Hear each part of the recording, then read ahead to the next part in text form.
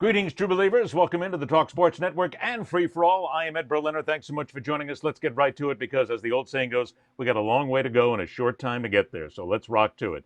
Welcome in part of the quartet that we have every single week here. First of all, from Northern Florida, where he covers everything Jaguars, Gators, Knowles. And by the way, he will be probably the first one, and a lot more too, because the man is a legend in Jacksonville television sports history. He will be able to tell you that, yes, Jacksonville is, according to what many people believe, it is Southern Georgia. Sam Kouvaris joins us on the show today. It's funny. We covered Georgia like it's in town. Exactly. We always have, and Florida State and Florida and Miami was like in a different state. That was kind of how we saw it. We saw Georgia, Florida, and Florida State as our home teams, and then Miami was just, was something else. And of course, when Snellenberger was there, he made himself available. That I appreciated that about Howard. Yeah. All the way up here in North Florida, you wouldn't know who the Miami coach was now if you were a media person up here. But at that time, you never had any problem. You wanted to talk to Howard. I mean, he was in Daytona. He was recruiting places. His assistants were around. You could talk to him. Well, remember, Howard was the guy who coined the phrase "the state of Miami." Right. When he came. Right. Drew a line right below Orlando. Right. And said, he did. Here's the state of Miami. And he said, and Jimmy Johnson was the same. Since then, no, you don't get much. You don't get much recruiting here, and you don't get much news out of Miami here. I may ask you to talk about that when we get in here because I know where you're going today. All right, so that takes us from the north. Let us then move to the west coast of Florida, where it's the Buccaneers, the Lightning, again the Gators, again the Knowles. Come on, when it comes to the west coast of Florida, you got a little bit of everything, including, and again, as a Boston Bruins fan, I'm sorry, I hate them, I respect them, but I hate the Tampa Bay Lightning, every single fiber of my being. Joey Johnston is here once again, and right after I get rid of Sam and bring Joey in. See that? Yeah, that's the way it all works. There you go. For one moment, Joey became Sam and Sam became Joey. So well, that's always been my goal. Yeah, we're in Hockey Town, Hockey Bay, as they call it sometimes. Still hard to believe that to be a hockey hotbed here in Tampa, Florida, but that's what's happened. And look, every time they talk about hockey not surviving in a warm weather climate because the Phoenix Coyotes are an absolute dumpster fire, and they have been for so many years. I keep going, wait a minute, has anybody checked to see what's happening in Tampa? Because that's a hockey town. I mean, It truly is. The ownership got it right. Yes, when they built and many people who go to the games actually know the rules now, so we've come a long, long way. We give you credit for that. It's very nice of you to do that. And then moving up the state to Central Florida, where it is coverage of a little bit of everything, thank goodness. And I have known this gentleman since his days at the Miami Herald and the Orlando Sentinel. And I think we've been into some spirited arguments and discussions. I don't want to say arguments, but discussions over the years. And I always look for more. George Diaz is here today on Free for All. How you doing, George? Good to be here.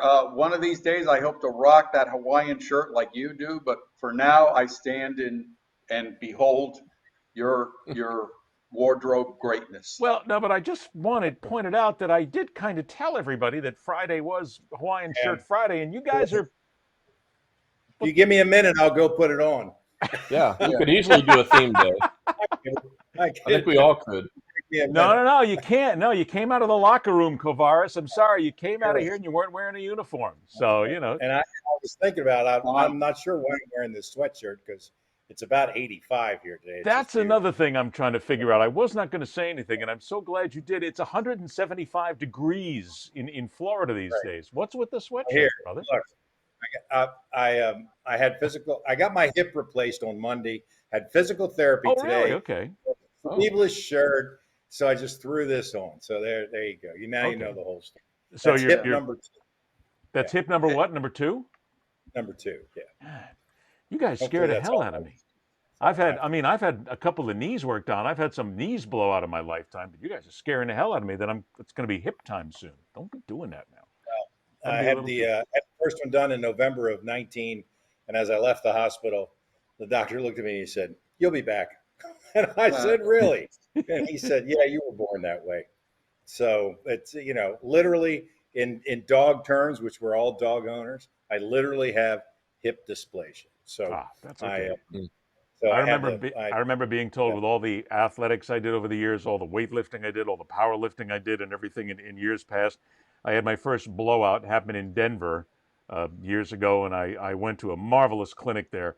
And I went out and I looked at the doctor. I said, "What happens if it blows out again?" He said, "Come on back, we'll fix it again." Yeah. Just like no Exactly. big deal, you know. So, and Hey, thankfully, listen, I was on the operating table at 6:30 Monday morning. I was sitting in my living room at 2 o'clock in the afternoon. How about that? and are you able to walk yet? Oh yeah, See? you walk that day. Yeah, it's unbelievable. I keep telling my friends, I got a friend of mine who's been going back and forth about a hip replacement surgery for 3 years now. I said, just get the damn things done. So, oh, I'm going to be a cripple. Anterior approach. Well, Find somebody who's trained in the anterior approach. we've now gone into the medical community here. Very nice. And by Yeah. the way, I when thought way too much about this. I can tell you when that. when when my buddy said to me, he said I don't want to get a hip replacement because I see it turns people into cripples. I said, you're a cripple now. And I'm going to get hammered for using the word cripple, I'm sure. So that's okay. Come on, it's you're. By the way, Ed, I'm on a regimen of steroids because I've got a bad left hip. So we're sitting here. We may as well just can we get like an old folks home sponsor for this thing? Because We're I going to think have to work on this now. I mean, wait a minute. I got hips in Jacksonville. I got a back in Orlando. Joey, what do you got? I'm just getting old. Okay. Nothing, yeah. nothing specific, but Okay. I can relate to some degree to all of it. Yeah, I think Joey had some Botox done. I can't confirm it, but look, he looks a little suspicious. Unfortunately, not. And if I did, they demand a refund. I feel absolutely terrible because all I'm taking is ibuprofen these days. Well, that and really a good bottle of spiced rum on a Friday, but that's another story altogether. It's cocktail hour every moment. Sam, let's go ahead and begin with you here and talk a little college football because we got a lot of things. We got basketball, we got other things to do as well, but college football and what's happening right now in the state of Florida itself, which is really interesting. You mentioned that because Howard Schnellenberger called Miami, Florida, the state of Miami. He recruited Right. everywhere. He was every place he could find. But things have changed at this point. We have more schools now, more colleges. Everybody is vying for the buck in the state of Florida right now. And it just seems as if it's something's not right. It doesn't seem as fun as it used to be. And maybe we're just old guys and we should go with it because I mean, I watch these social media pages and it's all about Manny Diaz was a jerk and an asshole who left Miami in a lurch. Dan Mullen couldn't coach his way out of a paper sack. The Gators are going to be better. We're going to win a national championship in 3 years. Your head explodes when you get into college football in Florida. There's nothing like it. What is the? And I wanted to ask you about this, Ed. What is the all of a sudden fascination where you have to have a coach who has Hispanic ties at the University of Miami? I mean, that's a new thing, and is that a thing at this point? I don't hear it as much, to be honest. I've only that's Really? only been mentioned once or twice. The biggest thing about Mario Cristobal is he played for the University of Miami, and that's really Right. it. And is his wife from there? I mean, isn't Yeah, she from South Florida? his, Yeah. his wife is there, his family is there, and that's part of the reason why everybody was going. Manny absolutely is going to leave Oregon, which people were able to say without fail. And I wasn't willing to predict anything. I said, look, these things all come down to money in the end. But his mom's not feeling well. He wants to get back to Miami. But outside of all that, the biggest thing that bothers me is everybody screams legacies at these schools, Sam. Well, we got to hire Alonzo Highsmith. We got to bring in Ed Reed. We got to bring in Melvin Bratton. We got to bring in Warren Sapp, only because they played at the University of Miami. And they were talking about bringing people in as athletic director like Alonzo Highsmith, who's never run a major athletic program in his life. This seething need, this wonder about legacies. Shut up. You want to get the person who does the best job, is what I always thought. Well, I don't know Alonzo Highsmith personally, but I've spent a lot of time with Warren Sapp. I wouldn't let him run my checkbook. Okay, so let alone be the Amen to athletic. that. Yeah. So, I mean, actually, I wouldn't let him in my house. One of the very few guys I'd have to say that about. But this thing about legacies, I do think is important when it comes to coaches these days. I think this is something new, and I think Spurrier started it at Florida in 1990 when he went there, And if you look at coaches who have played at that school and have an allegiance to that school, they understand the culture of the school and the area and the state and how to recruit there and what that's like. I think that that's where schools need to move, in that direction when it comes to coaches. Athletic directors, they're CEOs, they got to do a lot of different stuff. They need to find a football coach or vice versa that they both get along. But I do think a legacy coach is important these days, to get somebody in there who has a feeling about that university. I mean, look at Jimbo Fisher at Florida State. He sat on that staff for, I think, 5 or 6 years before Bobby Bowden was forced to retire. And you figured, all right, well, now Fisher's really a Seminole. He's going to be there forever. And then all of a sudden, Texas A&M offered him $10 million a year, and their plane was parked at the FBO at Tallahassee Airport. So, you know, it's a money game these days, which means that you're going to have to pony up the money no matter who you hire. So I think you should hire somebody who has a connection to your school, who understands that's like. I think that's one of the reasons Mullen got the job at Florida, because he was on Urban Meyer's staff for a while, and of course had a modicum of success at Mississippi State. But you know, you can't just hire a guy. I mean, the Brian Kelly to LSU thing makes absolutely no sense. Maybe the guy will win 5 or 6 national championships there, but he's never been south of Central Michigan. Yeah, I mean, you didn't like the accent? You didn't like the accent there, Sam? Mine is a lot better. And I can also, as you guys know, can do Mickey Mouse. Yeah, well, I noticed you didn't do the Spurrier accent, but wait a minute, on this whole legacy thing issue, I'm going to agree with you that if you have somebody who knows the lay of the land and knows the school, that's great. But you want somebody who's qualified. I mean, you see the fan base is going nuts, where they want people to be involved at the AD and at the head coach stage where they're not qualified. And look, Manny Diaz is a nice guy. He never stole a freight train, but he was way underqualified to take that job in the first place. It should have been one more step for him and then to the University of Miami, because that's how he got hammered. He learned on the job. Would you hire Deion Sanders to be the head coach at Florida State? I would. I mean, well, why? I just think that because now he's had this experience already at Jackson State. But I'd have hired him before that, because he's been around enough football programs to see how this works. And even though it would be on-the-job training, he would have a lot of loyalty to the Seminoles. There would be guys that would go there just because he was the head coach.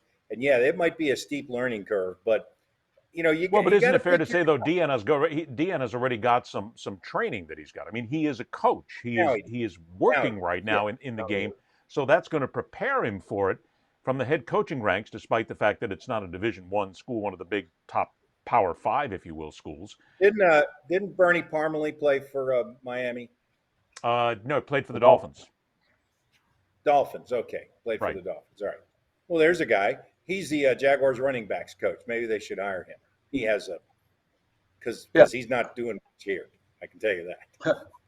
But here's a flip side of that argument, because we had a situation here at Central Florida where Scott Frost had a great deal of success. Where does he go? Nebraska. How did that work out for him? It didn't.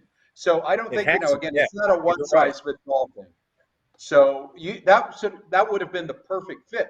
Hometown star, he comes home, the family ties were there. His parents really pressed him. It was a family thing. That's one of the main motivating factors for him to get back there. They really wanted him to coach. And, sometimes it just doesn't work out. And you would have thought that the cards were there set up for him perfectly. And here we go. Why isn't that working in Nebraska? Nebraska, there are guys that would walk on Nebraska rather than take a scholarship to Iowa, a full ride and start there. They'd rather walk on and stand on the sidelines. I don't understand why that's not working, and particularly with Scott there, because as you mentioned, not only the success, but I'm sure you spent time with him, as we all did. He's a good guy. I mean, he knows what he's doing. Something's going on in Nebraska. Well, isn't it fair to say that? I think what's happened is time has passed Nebraska by. It's not the 70s or 80s anymore. They're playing in the Big Ten, for crying out loud. They're trying to compete against Michigan, Ohio State, Penn State. Their strength program once was incredibly unique and visionary, and now everybody has something like that. So I think Nebraska is just like a period piece almost, something that used to be great. Maybe they can get up to a good level again, but they can no longer throw their red shirts on the field and say, "Hey, we're Nebraska," and everybody cowers. That's just not happening these days. Well, isn't it in many ways that's what Miami did? And I've discussed this with many people too, because when Paul D was the athletic director at Miami years ago, there were discussions that I was involved in and friends of mine were involved in saying, Paul, you really got to start building some facilities and you have to start stepping up. And he said, no, we don't have to do that. We're Miami. And this was when they were at their height. So are we not reaching a point right now where if you look at Miami, the reason why they got a Mario Cristobal is because Mario said to them, you either open the checkbook or I'm not coming. I mean, that's the end of the story. You have to give me the money to do it. You mentioned, and we mentioned Nebraska, old-time school, Oklahoma too. Look, we all remember when it was Nebraska and Oklahoma who were making the trip to the Orange Bowl. Those trips were booked 10 years in advance because they were always there. But we don't hear much about Oklahoma and Nebraska anymore because it's a lot of the old powers who have said, no, we're big, we're bad, we don't have to spend the money. Nonsense. I mean, if you want to be one of those remaining programs, you got to open up every facet of every bank account you got. But they're not letting us have facilities. Part of it's COVID. But at the same time, I know, the last time I was in many locker rooms, the quality of locker rooms and practice facility that they use is so important in recruiting in college football, college basketball, college baseball these days, that when you walk a guy through there who's 17 years old and you show him that and it looks like a professional situation versus, hey, it's a locker room and here's your locker and here's where we practice. I mean, it turns a lot of guys' heads immediately. And you're right. That's where the money's got to be spent because have you been in the Florida practice basketball locker room? I have only seen pictures, but everything I've seen from Florida, it's a palace.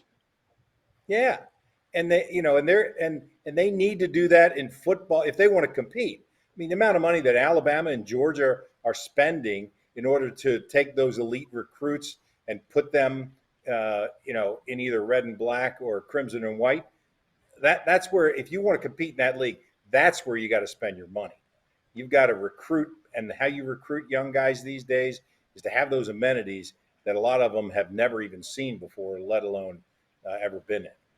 Then isn't what we're talking about here is instead of calling it the NCAA, let's call it the National Collegiate Football League. Let's stop with the nonsense here because what is now, and Joey, I know that you mentioned this as well, and we've all kind of talked about this, that what we have here is a pro league, and it has to be treated as a pro league, and there's only going to be so many that will survive at the end of the day, and you got to spend the money. If you don't spend the money, you're DOA in college football these days.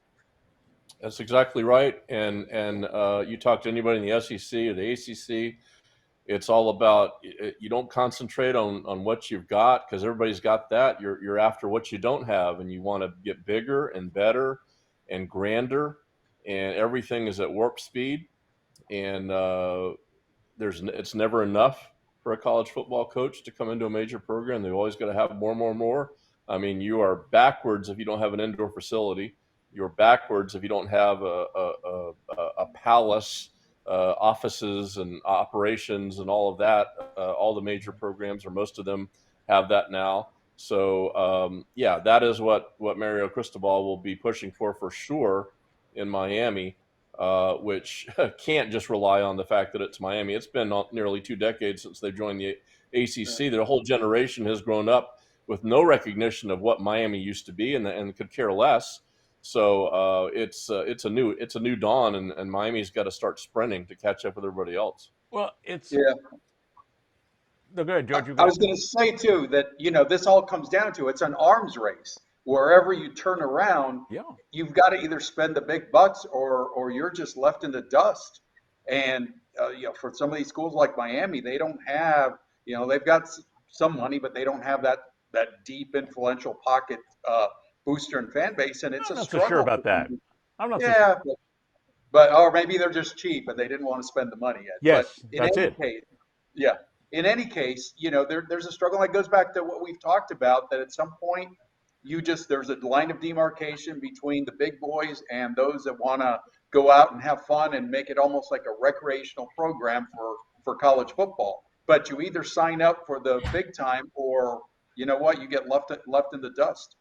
So let's look then, because we have those three programs we're talking about. Here's a good question as we're looking at this, because Florida State has stood pat for the time being. The Gators have a new coach and spending money. The Canes are spending money wildly and have a new coach. Out of the three schools, Miami, Florida, and Florida State, in your opinion, which one is now best suited and best set to be a consistent contender and a consistent national champion with what they have right now today? George, you first. None. I mean, I don't see. There's nothing. I mean, but out of the three, schools, out of the three, if you're looking just in the state of Florida, Florida has the facilities, and we'll see how Napier works out. But out of the three, they are better positioned to be able to make a move. But all of them face some growing pains. I mean, it's inevitable. They don't have. It's not like at this point that these schools will settle for 9-3 next season or 8-4. There's nothing there that bodes well, that says, you know what, it's just a little blip in the screen. There's some significant struggles these guys are going through. I mean, UCF and Florida playing in Tampa. Who would have had that in their bowl bingo card a year ago? So out of the three schools in the state of Florida, I'll give you Florida. But let me just harken back a little bit to how you just started this. Out of the three schools sitting there, Florida, Florida State, and Miami, you don't see any of them being a national championship contender, let's say, for the next 3 years. It'll be a struggle. They have to claw their way back, and I just don't. When you have all this, you have turnover. You have to rebuild. There's pieces there, Ed, but you still have to rebuild to some extent, especially when new coaches come in. It's not like you flip a switch and all of a sudden you're a national power. It doesn't work that way. Yeah, well, don't tell the social media warriors, because they all believe Well, that Cristobal exactly. will win a championship next year by the time he's done. Joey, same question to you then. Florida, Florida State, Miami. Which school is best suited to make a run right now among those three schools? And then I guess I'm going to have to also ask you to answer part of what George said. I mean, on a national scale, first of all, in the state itself, which program is best set to succeed right now? I think Miami. I think Miami has a chance to jump the furthest and the quickest. Now, I don't think they're going to be a national title contender, but I think they have a chance to improve the most. I do think they have the right coach in place. Obviously, they've got a great recruiting territory right in their the 3-county area down in South Florida. They have been dormant for a long time. I think Mario Cristobal could be the guy to jumpstart things and get them moving in a much better direction. Not to say that Florida and Florida State won't get there, but I think Miami can get there the quickest. Okay, that's in the state now. Do you see any one of these three programs contending for a conference championship and then potentially being involved in a national championship chase? Again, I had said to George 3 years. I'll say maybe even from 3 to 5 years. Closer to 5 years, perhaps, but nothing imminent. There's rebuild that needs to happen at all of those places, and Florida is now looking at in a few years a different looking SEC, as all the SEC teams are. So it's going to be even more difficult for Florida to do Florida things or Florida things like we're accustomed to seeing. So I don't look for a big shift there for Florida. I do think Miami has a chance to perhaps make some big gains in the ACC, and Florida State to some degree, but I would put Miami ahead of them in terms of the timeline. Okay, we got then one for the Gators and one for the Canes, I guess. Sam, same thing. First start in the state of Florida, between Florida, Florida State, Miami. Which one best to succeed? I don't think Miami ever gets in the national championship picture again. I think that was a moment in time, and Howard Snellenberger and then Jimmy Johnson knew exactly what to do at that time. And then you had, as you have mentioned, the creation of FIU, FAU, Western Florida, Central Florida, just a lot of different schools. that are taking up some of that talent. I think Florida State has a chance if they can somehow revive the Bowden legacy. But I think the school that's best positioned is Florida because they play in the Southeastern Conference, and a coach there can establish them as half of the recruiting equation. You're either going to go to Florida or you're going to go to one of these 5 other schools. So that's, I've always joked, and I've said this many times publicly, maybe the most popular words ever when you talk to the Gator fans and people with the Florida football program are since 1990. I mean, they act like they didn't play football for 70 years before that. But since 1990, they certainly have been a factor. You can more easily get into the national championship picture if you're competitive in the Southeastern Conference. And I think Florida will have to, and Napier will have to establish the Gators as, all right, you're either going here or you're not. And other schools, if you look at it, over the years have cherry-picked away players who might have gone to Florida. And now Napier's got to reestablish that in order for them to become a national power again. I do think that they're the school that has the best opportunity in the next 3 to 5 years. But you just threw out some real fighting words here that the University of Miami people are going to be, they're going to be hunting down your home address any minute now. Believe me, these social media keyboard warriors are some of the most verbal and violent I think I've ever witnessed.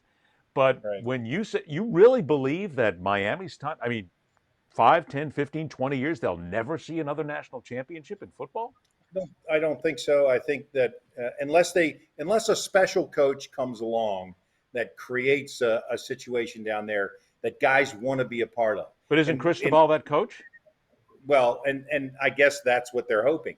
But in my mind, what that coach has to do is get Michael Irvin to be involved in the program, to get Alonzo Highsmith to be involved in the program, to go ahead and reach back to those legacy years of the greatness of Miami and what they did. I mean, those Miami-Florida State battles, you'd stand on the sidelines of those. Those are some of that one game that Michael Irvin scored a touchdown. Sammy Smith was in that game. I want to say that 87 game. Yeah, I mean, Joey, there were like 20 guys on that team that they all went. They were starters. The talent level was just off the charts. It was amazing. It was unbelievable. So, I mean, Bowden figured out how to recruit to Florida State, how to get elite players to go to Tallahassee. True.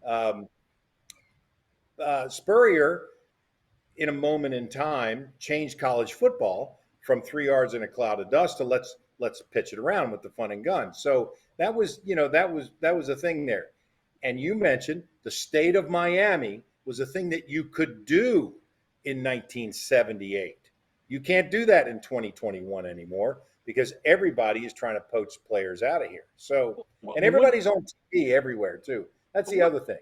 Go ahead. Used to be that not everybody was on TV everywhere. Now, I mean, if you live in, somewhere, if you live in Apopka, Boise, Idaho.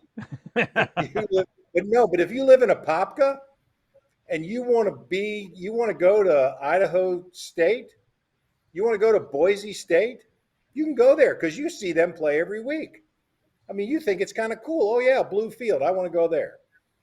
I mean, that would never have happened 35 years ago. But is it not fair to say that if we're going to talk about this, George, we've mentioned the state of Florida and the way that was right now. Cristobal has come in and we've kind of hinted about it a little bit, that he is the legacy. He knows the lay of the land. He understands what it takes to win at that university. They're opening up the wallets. Isn't it fair to say then that with everything he's been given at this point, if Miami doesn't keep every single blue chip athlete in South Florida now, they've got everything. They've got the coaches there. They're hiring the coaches. The AD is right. The money's being spent. If you let one player get out of South Florida right now and get away from the University of Miami, who's a top 20 rated player, top 100 rated player, you ought to be fired right there. There's no reason to lose them now. Yes? No, I some of the reasons that Joey and Sam alluded to. Man, the competition is fierce. It's no longer that exclusive cool kids club that used to belong to Miami and obviously with Florida State and Florida for a while. And I was there. I was in Miami when I saw, during the state of Miami and Right. We Howard's both were. Howard's deal. And it was cool to go to Miami. There was that vibe that these guys, they changed the dynamics. They changed it. It was a game changer in terms of how college football was perceived, and they went and beat the big boy powerhouse in Nebraska, and boy, that was a seismic shift. So, but I don't think, like Sam alluded to, I just don't see the landscape of college football being in that position where that opportunity is going to exist now. They caught lightning in a bottle to some extent, and there were a lot of factors that came into their favor. Miami was cool. They kept the athletes. They kept the Melvin Brattons, the Highsmiths, and all those guys. But now there's just too much competition out there. However cool Cristobal is, he's going to have to work harder to sell Miami cool to all of these top recruits. And Miami's a different job. It always has been, and I think that's another reason why they hired Mario Cristobal. There may not be another job like it in America. You're in a pro town. You're lucky if you get half the stadium full, yet you're under intense scrutiny and pressure, even though you don't sell out the games. You're in a international city that's not Gainesville or Tallahassee or Ann Arbor or Columbus, Ohio.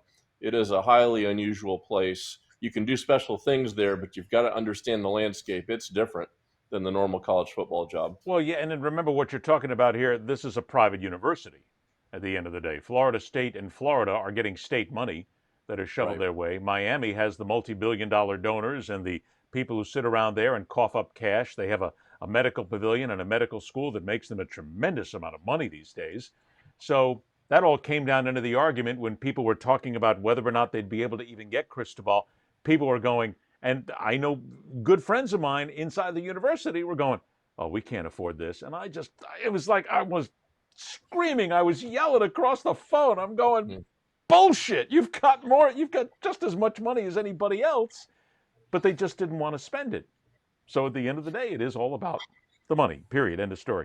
Let me say one more thing, Ed, if you don't mind. No, absolutely. That's what this show is for, Sam. But said I was so critical of Miami. My youngest daughter is a law school graduate from the University of Miami. So it's not like I'm unfamiliar with Miami. She lived right on Red Road. We spent a lot of time on campus and a lot of time around the university. And she had a wonderful experience there. And now she's, very successful lawyer. So I think it's going to be very interesting now in this conversation that we just had to find out between those three big schools. Because, look, I don't want to make anybody unhappy here, but Bethune-Cookman, FIU, FAU, USF, UCF, you're not going to contend first. Stop. Let's be real honest. It's going to be one of these three schools because of the money that's here, and to see which one is able to break out and become that national championship contender first. I can find a reason for each school, and I can find a reason not for every single school at this point. And a lot of it is, quite frankly, what's happened is the rest of the nation is caught up. End of story. I mean, that's the biggest thing. That's right. Think back to these players. Derek Brown, Merritt Island, went to Notre Dame. Anthony Carter went to Michigan, right? I was thinking, Then he went to play for the Michigan Panthers too, didn't he? Right. Yeah. In the USFL. So, that doesn't happen any longer. Although Urban tried to recruit the state of Florida and got a few players out of here. My alma mater, the University of Maryland, although I played at Clemson my freshman year, and, the whole thing about that is if you've got to win your home state first, and whoever does that in the state of Florida is light years ahead of everybody else just right out of the gate. Yeah, see, I think that battle's going to come down between Florida and Miami. I understand that Florida State has got something cooking there right now, but it's almost as if Florida State is kind of like the quiet child. It's like, okay, well, we'll get things done. I don't see them making a huge splash at this point, and certainly not with Miami and Florida getting new coaches. One of the funniest things I saw was a member of the press, if you will, but it's a blogger who works for one of the websites, who covers one of the schools, and wrote and said, Florida and Florida State better start shaking in their boots now that Mario Cristobal is the head coach at Miami. And I'm thinking, stop with this nonsense. Nobody's shaking. Look, they all have their recruiting manner, the way they do it. They're all set. Yeah, they're going to lose a kid here or two there. Somebody's going to go through the transfer portal. But I don't see anybody in Gainesville and Tallahassee being scared of Mario Cristobal, at least not right now. Or am I underestimating? No, you're not Nobody? no, I don't.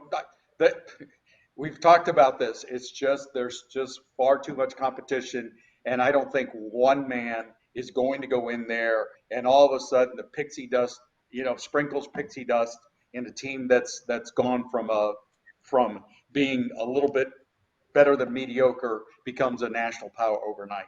Not going to happen. And Joey raised a good point about the whole recruiting pitch. Do you really want to play in front of 30,000 people on one of these nondescript ACC games that they have where they don't draw the big power? Miami has, and once again, we've lived through this many years, Ed, that Miami just is a very, very quirky town when it comes to that fan base. And the Heat, the Dolphins, the Hurricanes, they all suffer from that same thing, that there sure is a lot of stuff going on in Miami, and maybe we'll go to a football game. I think you know what, for all the state schools, I think, okay, you look at Florida, the high point when Spurrier came in, when the Gators dominated the SEC. All right, Florida State, the high point, Bowden, whatever it was, 17 years, 15 years in the top 4 or 5 consecutive, and Miami winning 4 to 5 national championships. Those are all the high points. I think each of those schools is capable of competing on a national level. I do not think for all of those high points at all those schools we will ever see that again. Florida State, and Miami, what they have done at their height, I think that is just something that's going to live hundreds of years from now if the earth still exists, and we'll never see it again. I'm going to bring this in before we change. Joey, I know that you've got basketball they want to talk about, but before we go there, I got to bring this in. As we're sitting here doing the show, there's an alert coming across from the Miami Herald, and I'm going to read it verbatim. Some members of the Faculty Senate view Mario Cristobal's $80 million contract as only the latest sign of the administration's disrespect for academic staff at the private university. Get over it. Yep. But you could have that story anywhere in America, actually. Anywhere. I appreciate that they're that universities are there to further people's learning, but a football coach's job is to win games and make money for the school. I mean, that's two different, totally different things. Well, that's the thing that I believe is always lost in this. Don't these men and women realize that if Miami wins, there's sponsorships, there's conference money, there's NCAA money, there's college football playoff money, there's all this cash sitting around her. Hey, guess what, guys? You're all making a buck and you're getting a nice honorarium and there's all kinds of retirement plans. The football program helps pay for that. Yeah, there's a divide between academics and athletics that will always exist, and I think that speaks to that they're never going to be in alignment.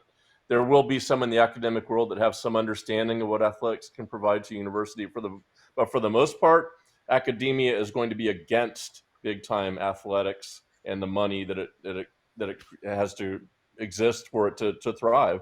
And I don't see any way that's going to ever change. You don't get the biology professor doesn't have 60,000 people show up to teach us about the power of photosynthesis, So, well, look, let's be fair. I mean, they have a point. If somebody is spending $80 million, or that's just for Mario Cristobal, if they're spending hundreds of millions of dollars on an athletic program, and then the psychology department doesn't get the teachers that they need, the biology department doesn't get the equipment that they need, they don't get everything that they need in order to be a high-level academic university, I think then you have an issue. I haven't seen that happen. Last time it's $60,000 a student to walk into the University of Miami every year. I think it's 60. It might be more than that. I don't see anybody straining to get anything in their academic classrooms right now. I think everybody's doing real well. And a lot of that money does come, whether it comes directly or not, hint, hint, nudge, nudge, wink, wink, say no more. The athletic program helps to foot a lot of that bill and make a lot of that success. So Wouldn't it be the botany professor teaching photosynthesis? All right, all right. Well, thank you.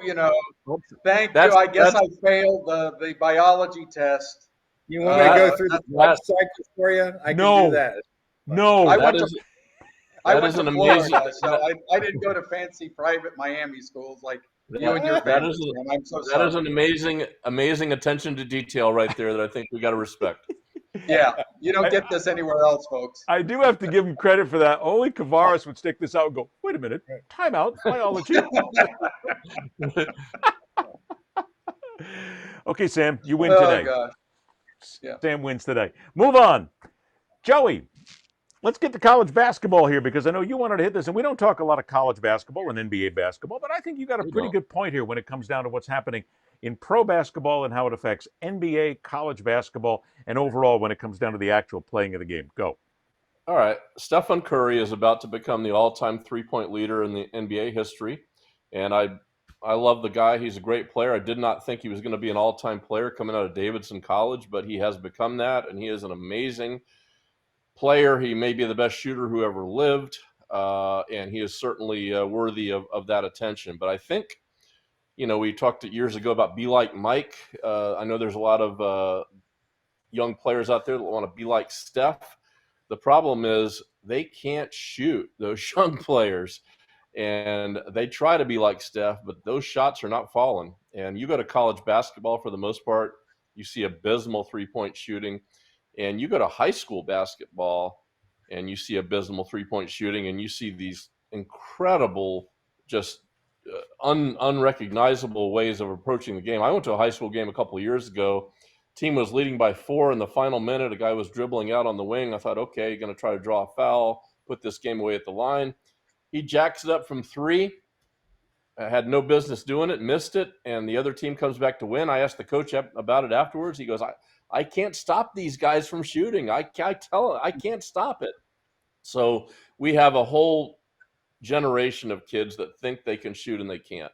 So props to Stephen Curry, but the proliferation of three-point shots in college and lower levels, I think, is just really, really screwed the game up. I have a devil's advocate on this, but somebody else go ahead and weigh in. I guess we're all the ones that want to take two. It is what it is. I mean, go ahead, Sam. Go ahead. I'm sorry.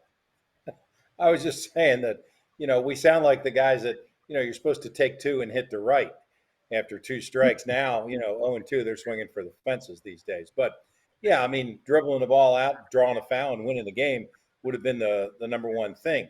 The other, you mentioned Steph Curry, and I do think he's a fabulous player. And by all accounts, he's just a fabulous representative of the NBA and of his family and all things. He's a phenomenal golfer. I mean, really a good guy, apparently. But he could walk into a room if he wasn't Steph Curry, and he could walk into a room and not be recognized immediately as an NBA player. What is he, 6'4", I think? Maybe. Something Yeah, in that he's not. range? Yeah, he's not that tall. Yeah. So you get a lot of guys who are not, 6'7", 6'8", who decide, okay, I'm a shooter and Steph Curry's my guy, and I'm just going to put it up all the time. But the game has become, the three-pointer or the dunk, period. Mid-range shooters, they start talking about those guys in legendary terms now. If you can make a 12-footer, I mean, that's where you ought to start with your game. But everybody either starts behind the line or under the basket. And that's why, as Joey said, much of basketball these days is unwatchable. Well, devil's advocate, and George, I'll come to you first on this to add in. There are those who say, wait a minute, you guys are taking away the exciting part of the game. The three-pointer changes the game in an instant. Anybody can do that and change. Look what happened. I mean, Rutgers beat Purdue on a half-court shot worth 3 points. At the buzzer, beat the number 1 team in the nation. So without that, you don't have that kind of excitement. And not only that, but there's guys who are going to say, what goes on underneath the basket, come on, it's a bunch of guys just jostling around right there. The dunk is exciting. The three-point is exciting. We don't want to play the other game and waste time with it. We need excitement. George, it's a point to be made because isn't sports about the exciting play to begin with? Oh, it is. And then this all factors into TV and ESPN. And what do we see in the highlight reel? We see the monster dunks. We see the great 3-point shots. Guess what? There are basketball players or viewers too, and they see this and they go, I want to be cool too. I want to be on ESPN's top 10 plays. And so the game has changed. It's certainly turned into more of a inside out game as opposed to having the traditional center. Certainly in the NBA, they're more or less extinct. The days of Shaq and well, Akeem was had a lot of finesse, but the Alonzo Mournings of the world, that kind of thing. Those guys are. I don't know what would happen in today's NBA. I guess you'd still feed them the ball inside, but you've got so many guys that are just, the hybrid. They're almost like center power forward types. And then the smaller guys, hey, let's jack it up because the metrics also tell you that if you take X number of 3-pointers, you've got a better shot if you take X number of 2-pointers. Sure. So and the game has to evolve. Yeah, and it's evolved in that way, and people might not like it. Maybe we're traditionalists and say, what happened to the good old days, where you just, fed the beast inside and, somebody, it's just things change. Well, that's just it. And There's that's no why more right traditional. now, I don't think Here's the it's thing. I don't think it's a cycle. I don't think it's a cycle. I don't think we're going to go back to anything. I think this is the way it's going to be, period. I'm not against the 3-point shot. It's great. I just want to see people who can make it. Just have a better shot selection. Hey, a 3-point shot is the greatest thing ever if it goes in. But I'm just saying, if it's not there, why force it? And some guys aren't designed to take 3-point shots. They have other skills. But seemingly everybody who comes into basketball now thinks they can do it. Well, aren't we getting down then to the discussion about the fact that skills in the NBA are diluted or diminished from what they were, certainly 30 years ago, 20 years, even 10 years ago, because you have guys and gals who will spend more time looking for the 3-point shot than they will looking for, again, George kind of alluded to it a little bit. Sam and I can talk about this from a TV aspect. When you're putting together that 30, 40-second highlights, we don't get that 18-second great play. Here's a pass, here's a pass, here's a pass, here's a pass. No, our producers are sitting back there going, dunk, dunk, 3-pointer, dunk, coach's headshot, player's headshot, dunk, dunk, 3-point, win the game and go. Yeah, So I get it. But, you go. Those are the skills right now that sell basketball. Yeah, the 3-point shot just didn't come about in the last few years. It's been around for a lot of years Sure. at the NBA. And I just, back in the days of Larry Bird and all those guys, it was fine. I just think there's been a delusion of talent and skill, and the percentages have gone way down. And I certainly understand that 3 is more than 2, and it's a way for teams to win games or to equalize. But I've just seen so many 3 for 20 from 3 games that it's just not fun to watch. But is it a dilution of talent, or is it simply stated the evolution of the game because the players are bigger, stronger, and you need more excitement? Maybe. Again, I'll go back to I want to see them make the shot. I've got no problem with them taking the shot. I want to see them make the shot at a higher level. You can only take so many games of 3 for 20 from 3 and a loss before I think you got to start doing something different. And I just see too many guys who think it's okay to shoot 20% from 3-point range. That's the acceptable standard. And I just think over time you can only watch that so long before you move on to something else. Sam, is it talent or is it just evolution of the game? I do think it's the evolution of the game. I mean, would you rather watch Princeton play Wisconsin and the final score is 41-40 and 70% of the shots are made on the backdoor cut? Or are you going to watch Michigan State play Maryland and it's a 85-83 game that's won on a 3-pointer at the buzzer? I mean, those are that's kind of where you mentioned television comes into the equation, where it's entertainment and they're looking for that kind of thing. I'm all in for the 85-83 game. I just don't want to see the 53-51 game where nobody can make a 3-pointer, and I think we're seeing too many of those. Well, I think George made a good point too, and Sam and I can talk about this when it comes to television. We all can. ESPN changed the game. They changed every sport, no matter how you look at it, because he's right. SportsCenter came along. Here's the highlights. Here's the national look.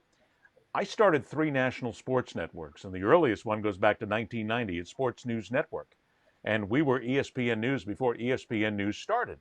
And the most important thing for us at the time, even back then, was making sure that you get, here's the 20, 30-second highlight package, maybe the 45-second highlight package, the big plays, the dunks, the three-pointers. That's what it was. Television changed basketball, better or for worse, but certainly it made it more of a me first game. And make sure you make the highlight reel, because that's going to make me a better player, they thought. That's going to make me more money, they thought. It's going to make me a bigger contract. They still think to this day, yes?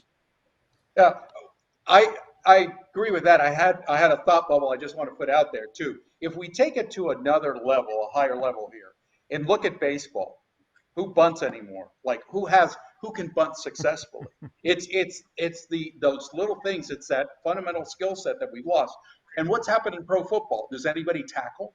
Do you know, because they go for the big shot, assuming that it's still legal. Well, but wait a minute. But they also don't tackle in the way that we're sitting here as a bunch of old guys talking about it, because the rules have changed. No, they have changed. But you see a lot of guys, instead of just making a tackle, they will go within the rules of reason. They will try to just go for the knockout shot, and it's changed the dynamic. It's changed the fundamentals of these games have changed for different reasons, and it's been an evolution, and some say for the better and some say for not. But in a lot of the major sports, we've just had fundamentals have devolved in different ways. But is it a big deal? I mean, look, I'm going to devil's advocate. Okay, so fundamentals have been devolved. Big deal. Game changes. Yeah, but if we're sitting here, we're older guys. We have a reference point. Stop saying that, man. Yeah, they get off my lawn here, and I want to see a good bunt. Every single one of us, I'm going to have to, in post-production, I'm going to have to put up like a big grass field right here. Here's the lawn, kids. Yeah. Yeah, we have that perspective, but the younger generation doesn't care. I mean, it's all about ESPN, and it's all about, guess what, the video games. Everything is boom, boom, boom. The NBA All-Star Game, what's that? 300-something points get scored every year? Well, the NBA All-Star Game is a joke. So is the Major League. They're all the All-Star games are jokes. I mean, they really are. But it doesn't make a difference, because what we're talking about at the end of the day is entertainment. Yeah. Yeah. I was lucky That's to where we're work. at. Entertainment. To work and be a part of what I like to call the golden age of local television, which started right after Watergate, maybe as Watergate was going on, 72, 73, 74. And I feel like it ended around 2008, 2007, 2008. ESPN came on the air in 1979. CNN came on the air in that same kind of era, and all of a sudden, my job as a local sportscaster who was on, every day, changed, and it evolved so dramatically over the time in my career, from where I was a source of information. You guys were the morning paper. I was the evening news. Those were the two news cycles. I was giving people information that they didn't know. By the time my career was ended, I was filling the gaps in of what people wanted to see versus giving them things that they didn't know. They already knew all that stuff by obviously watching cable news and so forth. That's why, I used to get calls about, are you going to cover our high school game tonight? Now it's all, my son is the quarterback. Are you going to have highlights of him tonight? So people are very attuned to those kinds of things. The Aggregate page no longer exists, even in people's minds. Good point. And by the way, that's an oldie goldie too. You have no idea what the Aggregate page is. Yeah, but that was going to be the first thing I was going to say. Is now, for a good part of the audience, Sam, you're going to have to explain what the Aggregate page was, because I guarantee you that there's 4 of us sitting here who know, and there's several 100,000 out there who have no clue what it is. What was the Aggregate page? Somebody sent a picture of it the other day on Twitter, and I thought it was great. It used to be the second page of the newspaper, of the sports section, had every box score, every lineup of every game that was going on, had just the most minutia amount. And agate type is that real tiny little type that if you're in your 20s you can read no problem, and then nobody else can read it without this kind of help. So Speak for yourself. yeah, it was. This Wait, speaks to this happened probably. to me like in the last 3 months. Okay. So, Hey, but I gotta stop because I gotta add something here before we go. Because again, I'm sort of watching things as they're coming over, and I can only see certain things here. I'm going to add this to our discussion from earlier. We talked about the UM faculty getting all upset. Well, here comes the second part of the story. The teachers and the faculty at the University of Miami are pissed off because they've been hit with pay cuts. Now, I can't see exactly what it is the way we're doing the show live right now and see what it is, but I'm trying to see if I can get it. But if the faculty is being hit with pay cuts and the university is coming back and saying that we're doing that because we just paid Mario Cristobal $80 million, I think they got a bitch. I think they got something to bitch about here. Yes? other schools are hiring. Very bad. That kind of money? I mean, that's yeah. I would be upset if I was on the staff of Miami for sure, because that would hit home. But it's the kind of thing you see in a lot of industries. You see pay cuts and people taking less hours, and meanwhile the upper management is not having to endure that sort of thing. So well, yeah, the story is just like breaking as I'm sitting here, so I'm not seeing all the particulars here. But I'm not that surprised by it, number one. But number two, I mean, here's the University of Miami that always claims poverty, and they've been doing that now for years. Oh, we're just a little private school. We don't have a lot of money. Please stop with this idiocy. They have got tons of money and millions of dollars in backers sitting there. So for them to say this, I think it's a little disingenuous, and I think there's going to be a little bit of a palace revolt at the University of Miami. We'll come back next week and we'll discuss all that. Let's remind everybody how to get a hold of everybody here. Sam Kouvaris, who basically hates the University of Miami. Oh, I'm sorry, I didn't mean to say that. his daughter was in law school. Come on. Right. His daughter was in law school. Don't ever forget that. But he's got a good point about the two words that I just need to say, as I have on every show: power conference, super conference. It's going to happen. Yes, we've done that. You're right. Facebook and Twitter at Sam Kouvaris, Instagram at Sam Kouvaris Jr., and on the web at samsportsline.com. For George Diaz, it is Facebook and Instagram at George Diaz 758, and it is at Twitter George Diaz. And for Joey Johnston, while he sits back there and just, I mean, the man is so relaxed, it's frightening. I think we got to get Joey some cafe con leche for the show from now on. Yeah. It's the Botox that we talked about earlier. He's way too damn comfortable. It is Joey Johnston 372 on Facebook, Twitter, and Instagram at Joey Johnston 813. Gentlemen, I have a feeling we're going to be talking about. I mean, it's every conversation we get to. It goes down to Miami, Florida, and Florida State, because that's what really runs the sport in this state. Because nobody's talking Jaguars and Dolphins, but they are talking Bucks. You know, come on, we got to get Bucks. Got to get Bucks except Bills Joey. on Sunday. Joey doesn't want to talk Bucks. You notice he hasn't really done much. You know what? Here's the thing about the Bucks. This is how it's evolved to me. It's almost, and I think the fans feel this way too. It's just, hey, check in at the playoffs. Check in at that. That's what Tom Brady does to you. You start paying attention in January. That's what the Bucks have become. He throws for 350 to 400 every week. They win most of their games. It's all about getting the seed and getting through the playoffs. All the angst of the Bucks winning games for all those years. Now it's, hey, we're in the playoffs. Let's just see if we're positioned for the Super Bowl. That's sort of the attitude of it. But Bucks Bills on Sunday, that's a big one. And remember, the Lightning suck. I respect them. Okay. But we'll see you in April. As a Bruins fan, I got to go ahead and do that. And right now, we suck. So I got to make sure that's in there. Gentlemen, thanks so much. Have a good time. We'll see you next week.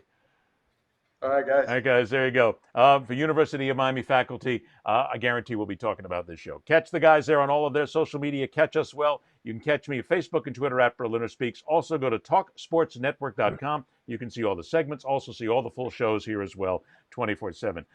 For Joey, for George, for Sam, for everybody here, I'm Ed Berliner. Thanks so much for joining us, everybody. Have a great week. We'll see you next week. Rock on, true believers. See ya.